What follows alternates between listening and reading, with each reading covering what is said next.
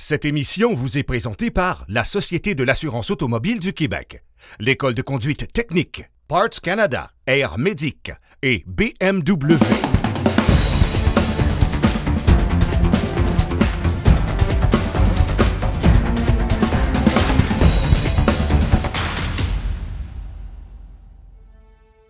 Aujourd'hui, on se rend à Mécaglis. Situé à seulement 90 minutes de Montréal, ce complexe de sport motorisé unique au Canada est l'endroit rêvé pour pratiquer le supermotard. On rencontre Mathieu Robitaille et sa famille qui pratiquent ce sport qui gagne en popularité.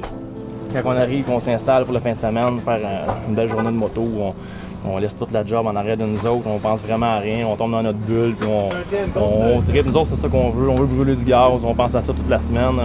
On arrive la fin de semaine, puis ça, des événements comme aujourd'hui, il n'y en a pas toutes les fins de semaine non plus, fait qu'on en profite à fond vraiment. Puis on essaie de passer une plus belle journée, de penser vraiment à rien.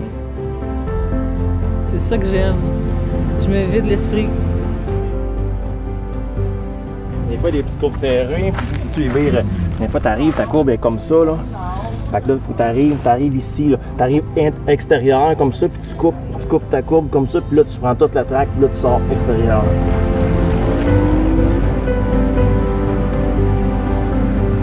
Ah, la track ici à Mécaglis, c'est la plus belle track au Québec, selon moi, là, de loin. C'est un paradis de la moto. Là, les circuits, les jumps, la piste est vraiment impeccable. L'asphalte est belle.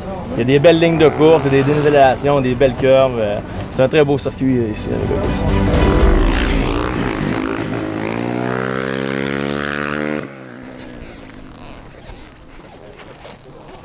Ceux qui ne me connaissent pas, mon prénom c'est Franck, propriétaire de la piste. C'est moi qui vais m'occuper de la sécurité en piste aujourd'hui, ici au niveau de la tour.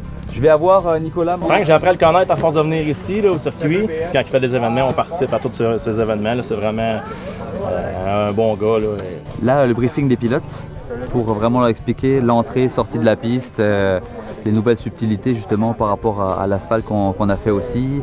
On a été pas mal la première piste au Québec de supermotard permanent. Ça a été au départ américain, ensuite ça s'est transféré en Europe, maintenant après c'est revenu aux États-Unis, mais c'est toujours aussi fort en Europe. Là. Justement, j'ai un ami qui est ancien champion du monde de supermotard qui était venu, Boris Chambon, et puis tu vois, c'est lui qui entraîne aussi les pilotes français de MotoGP. Là.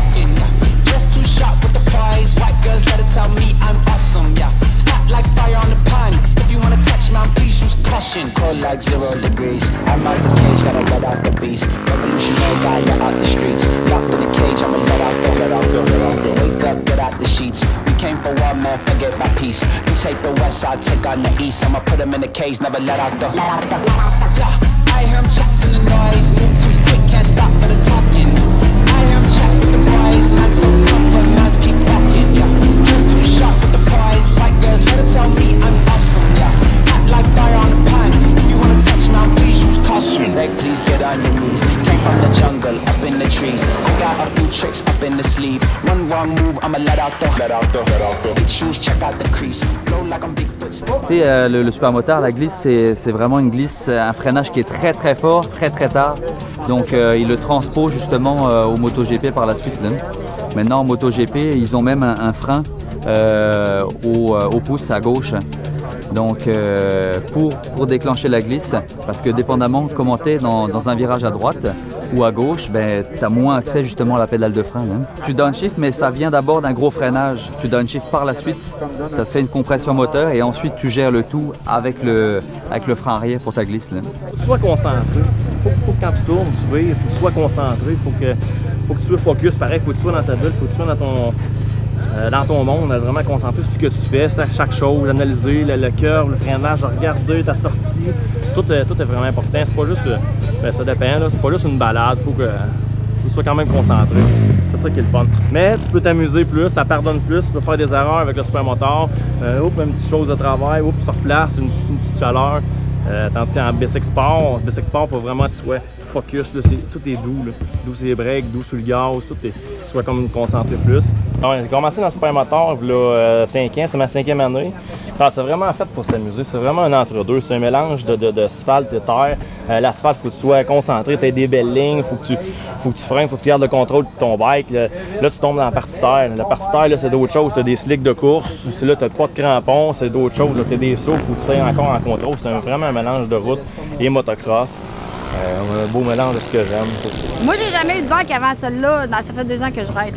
C'est l'adrénaline, c'est l'intensité, c'est de jumper aussi. Puis d'avoir comme avec mon bike, moi, je roule dans la rue aussi avec ça. Fait que j'aime bien pouvoir l'amener partout dans la rue, puis ça traque.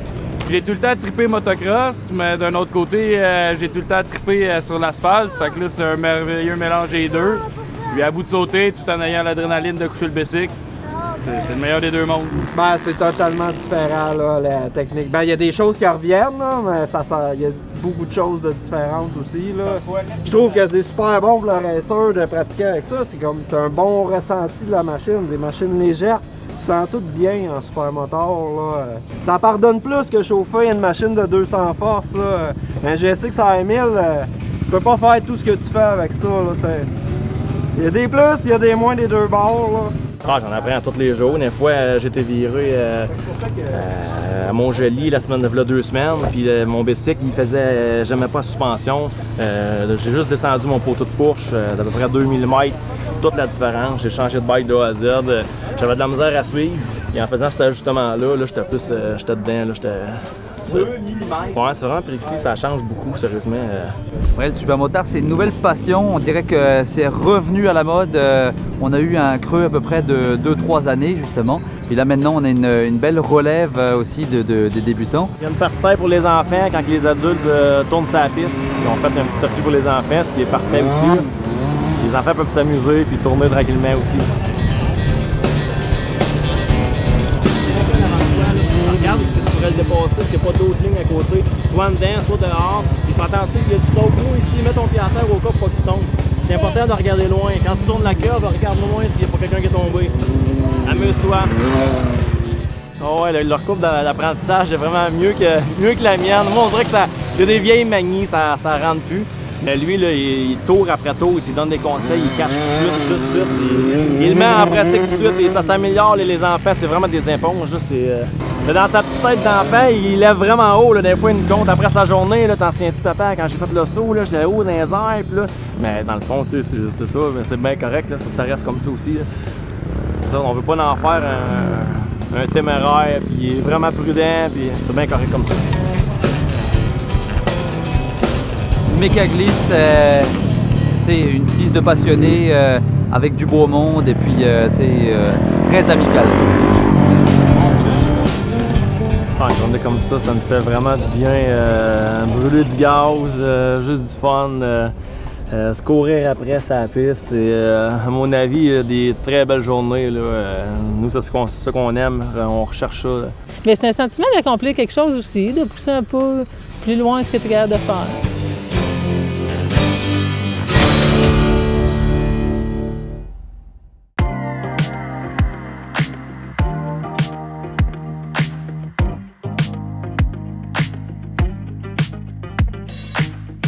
Dans une formation, on roule 15 km/h, ça paraît très peu, mais c'est tellement le fun. J'ai déjà beaucoup de plaisir à le faire. Je sens déjà que je développe une passion pour la moto.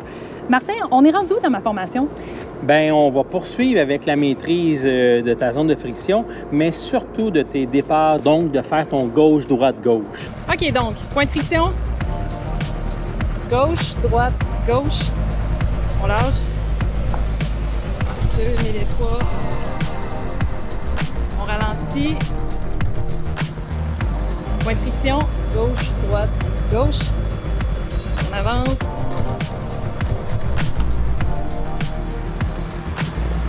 Point de friction. Gauche, droite, gauche. On avance. 1, 2, 3. Poignée. Frein. Clutch. Point de friction. OK. Ça reste en haut. Parfait. Là, de quel côté tu vas tourner? À gauche. Le gauche-droite-gauche, ça, c'est quelque chose qui m'a répété plusieurs fois et m'a tapé sa main parce que je le faisais pas tout le temps. Pourquoi c'est important, Martin? Bien, tu sais, Valérie, hein, en moto, on est un petit peu plus vulnérable qu'en voiture. Donc, c'est important, lorsqu'on vient pour partir d'une intersection, de s'assurer qu'autour de nous, hein, à 360 degrés, qu'il n'y ait pas de danger pour nous. Donc, la façon de faire, c'est vraiment de faire notre gauche-droite-gauche. Tu sais, Martin, il y a toute la notion d'équilibre sur la moto que j'ai trouvé quand même impressionnante parce que c'est un engin qui est lourd. Bien, à l'arrêt, c'est lourd, mais quand on se met à rouler, c'est un petit peu plus facile, hein, au niveau de l'équilibre. Ouais, tu disais serrer les jambes sur la moto. Bien, toujours vision, guidon, genou. Puis ça devient plus facile, l'équilibre, parce qu'à cause de l'effet gyroscopique, hein, du moment que les roues se mettent à tourner, bien, la moto est plus facile à maintenir en équilibre. Oui, ça, on le sent vraiment très, très bien. Pour la suite des choses, c'est quoi les étapes? Bien, la prochaine étape, je suis sûr que tu vas adorer ça parce qu'on va mettre la moto, on va incliner la moto, on va aller faire un petit peu de slalom. Incliner la moto, je pense que je vais vraiment aimer ça. On va voir ça dans le prochain segment, plus tard dans l'émission.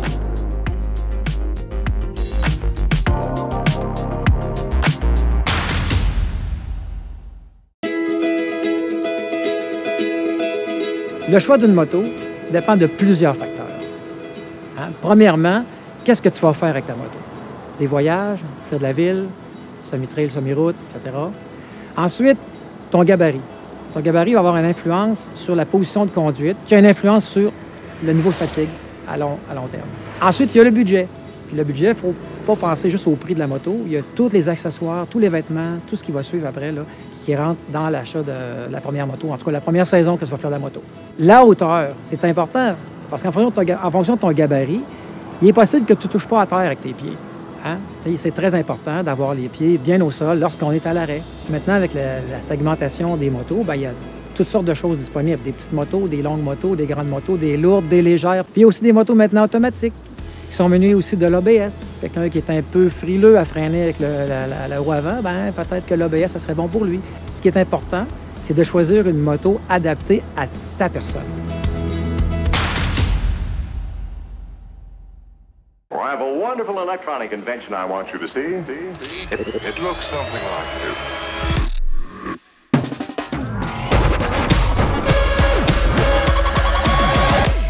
Pascal, tu m'as formé toi-même ici à Saner, plus tôt dans la saison. Et là, on a essayé des bolides et c'est Suzuki qui nous a prêté ça. Derrière nous, on a des Katana et un GSX-S 1000, des beaux bolides de moto. Tu les as même essayés. Comment tu as trouvé ça?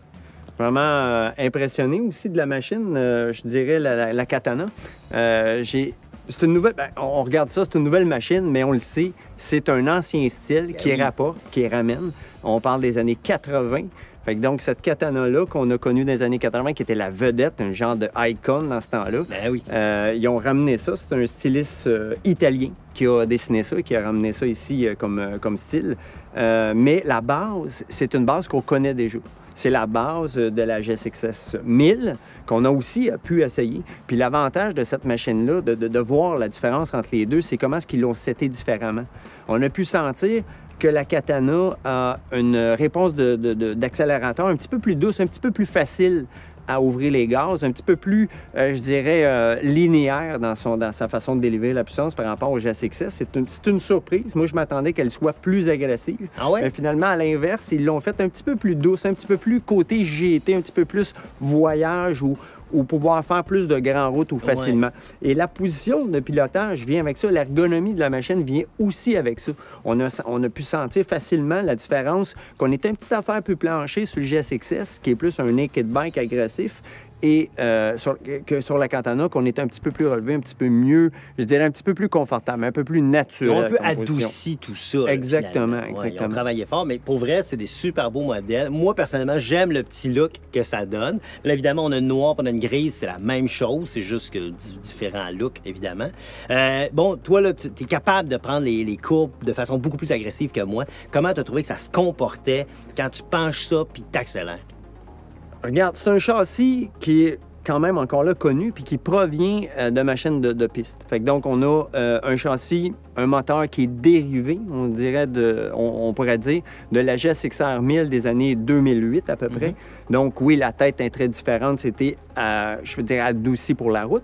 Mais on a un châssis carrément en aluminium qui a la rigidité pour faire de la piste. Fait qu'on a senti un peu son ADN de piste dans la moto.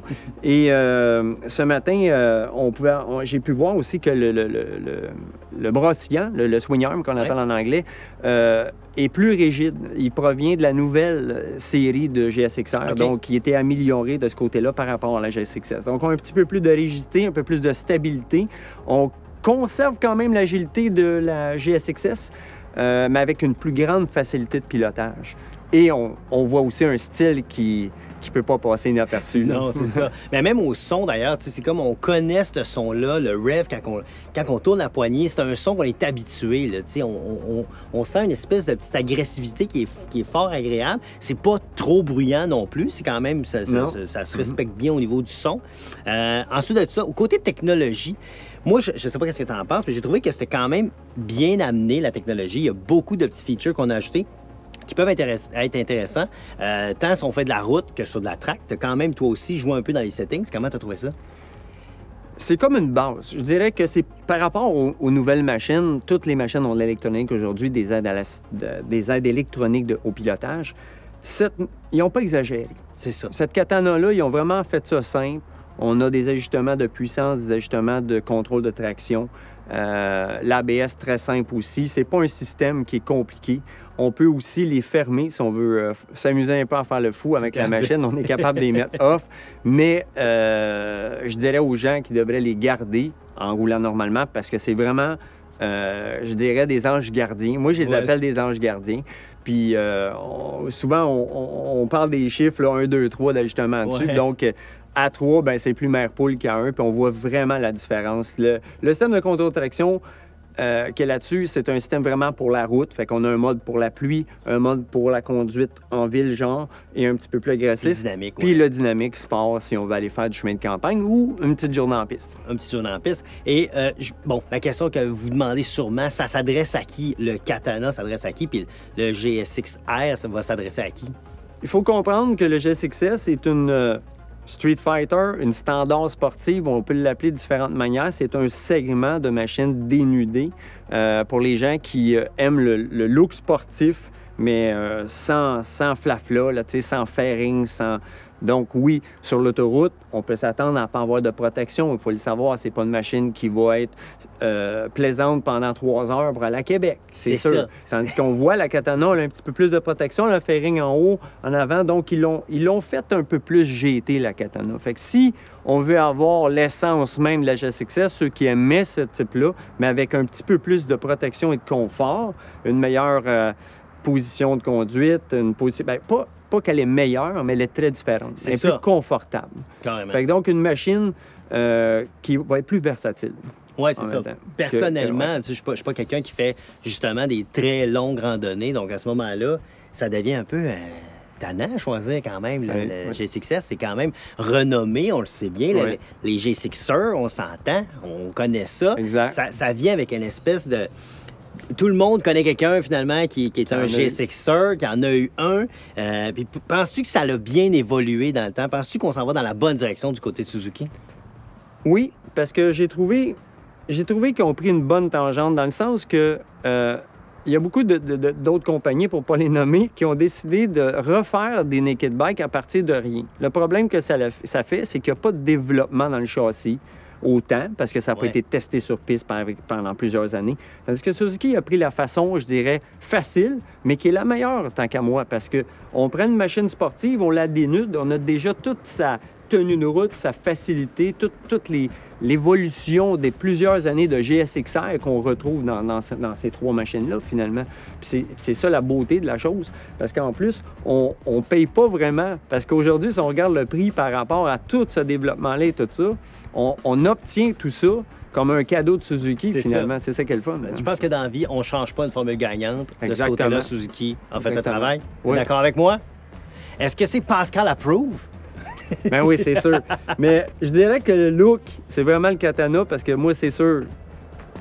Mon âge, hein, je l'ai déjà connu dans le temps, puis c'était une machine qui m'a fait triper. Fait que je trouve qu'ils l'ont vraiment réussi, puis ils l'ont bien ramené.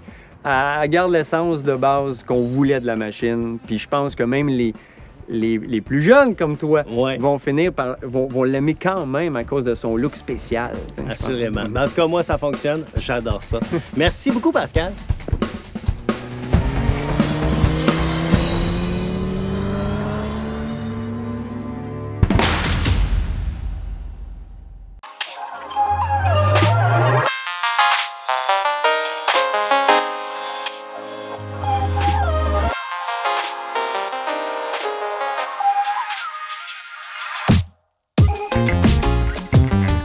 On est rendu à l'étape que tout le monde appréhende, mais c'est quand même pour ça qu'on fait de la moto, c'est incliner la moto. Ah, puis ça, toi, t'as aimé ça, hein? Je t'ai vu aujourd'hui, là, incliner ta moto. Ah, j'ai adoré ça, bien plus que je l'aurais pensé, en fait. Oui, mais puis t'étais très bonne parce que tes genoux sur le réservoir étaient vraiment serrés. Bien, serrer la moto, ça fait toute la différence, en fait, parce que je me suis rendu compte au départ, qu'en la serrant pas, elle a tendance à se promener un peu. Oui, puis en fait, c'est normal au début, hein? Quand on est en apprentissage, on a une perte d'équilibre. Donc, le premier réflexe, c'est d'ouvrir les genoux au lieu de les resserrer. Il y a aussi quelque chose que Martin m'a appris aujourd'hui, c'est de mettre le menton à l'épaule quand on tourne pour regarder où on veut aller plutôt que où on va. Et tout à fait. Alors, en moto, c'est essentiel. Tu places ton nez, ton menton là dans la direction où tu veux aller. Ça te permet de bien voir. C'est un petit peu effrayant au début. C'est déstabilisant. Oui, parce qu'on est des automobilistes, on voit nos mains, alors qu'en moto, bien, on ne voit pas nos mains. Oh, je te regarde dans les yeux, Martin. Manque d'attention, je te regarde, je te regarde. Puis là, la prochaine étape, Martin, c'est quoi? Bien, comme tu aimais ça incliné, on poursuit l'inclinaison de la moto en faisant des cercles. Oui, mais attends, il y a l'étape que j'ai le plus hâte d'essayer, c'est le changement de rapport. OK, je vais t'amener au deuxième rapport, c'est bon. On voit ça dans la prochaine émission. Bonsoir.